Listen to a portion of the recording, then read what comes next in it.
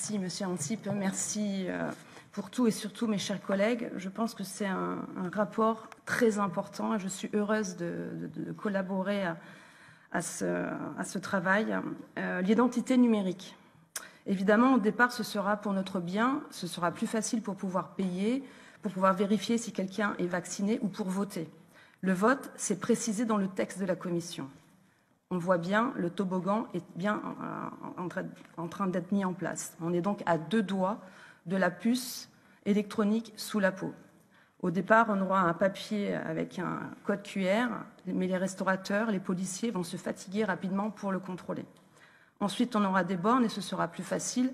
Ces bornes liront votre identité ou votre statut sanitaire sur un bracelet, une montre, sur un petit objet que vous porterez dans un sac à main, sur un code tatouage ou alors, comme je l'ai dit, sous la peau et les portes s'ouvriront.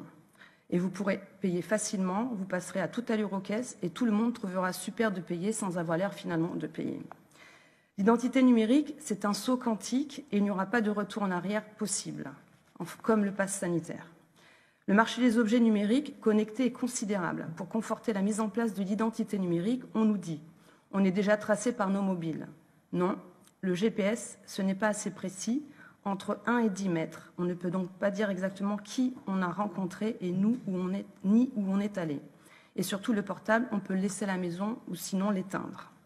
Avec l'identité numérique, la 5G et les objets connectés, nos conversations, notre santé, nos ordonnances, comme vous l'avez dit, nos pensées, notre intimité, notre espérance de vie, tout ça sera exposé, exposable, vendable, revendable. Et là, je parle en tant qu'ancienne, comme dans mon ancienne vie où j'étais dans une compagnie d'assurance.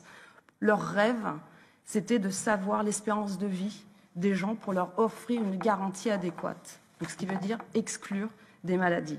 C'est une crainte qu'il faut prendre en considération. D'ailleurs, la Commission utilise le mot de portefeuille d'identité numérique. Est-ce la fin de nos libertés? Ça sera vraiment un élément à prendre en compte pour ce règlement. Va-t-on vers un capitalisme de contrôle? C'est aussi notre question. Ce lundi, une commissaire de Bruxelles a interdit à tous les fonctionnaires d'utiliser dans tous ses discours et publications le mot « mesdames et messieurs » pour ne pas exclure ni rendre les personnes intersexes invisibles.